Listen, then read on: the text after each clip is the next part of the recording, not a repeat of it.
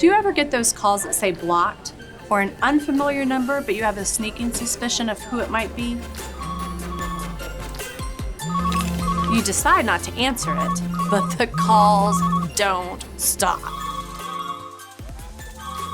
If you're being called by a debt collector, it's not just going to go away. It's important for you to know your rights and understand your situation.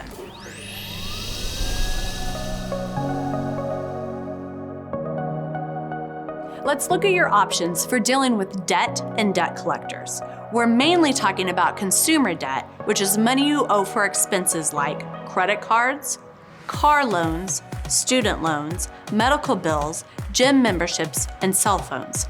We are not talking about insufficient funds checks, overdrawn bank accounts, or unpaid court fines. If you fail to make arrangements with the creditor, your debt may be sold to a service or law firm like me, hired by the original company to collect your debt. It is important from the very beginning to pay attention to the name of the company that is collecting the debt. If your identity has been used by someone else to create the debt, but you weren't involved, do not admit you owe this debt. Explain the identity theft and ask for help correcting the situation. Consider making a police report to back up your case, but only do so truthfully. You don't want additional headaches from false reporting. Follow all written instructions you get from the debt collector about disputing the debt. Always keep copies of everything you send. People who owe debt are protected by the Fair Debt Collection Practices Act, or FDCPA, a federal law that prohibits unfair debt collection practices by debt collectors.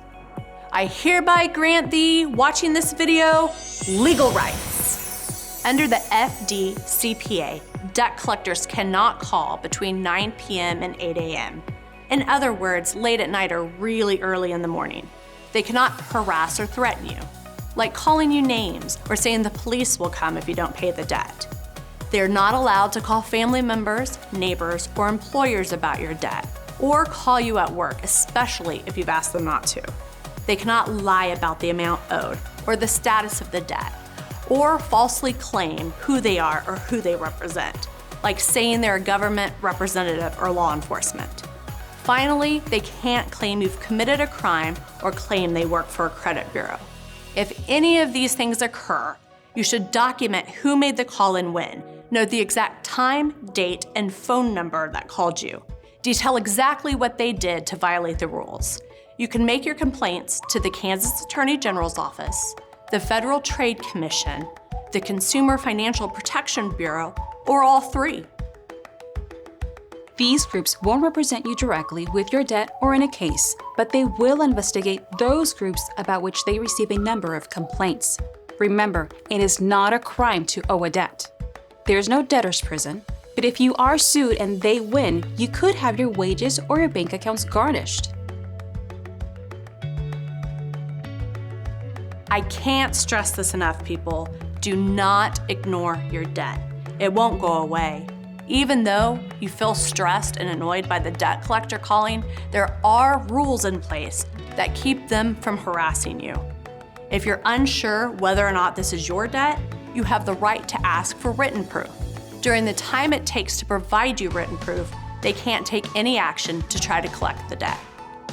You're calling me too late at night, and I've already asked for you not to call me at work. I will only talk with you between 5 p.m. and 9 p.m. I will speak with you tomorrow. Good day, sir. If you tell a collector to call you between a specific time, they have to follow your request. If they call you at work after you've asked them not to, you can report them. You can also notify the collector in writing to stop communications.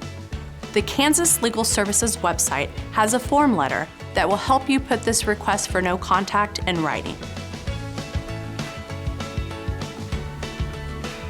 You have rights, and you can do something about the problem.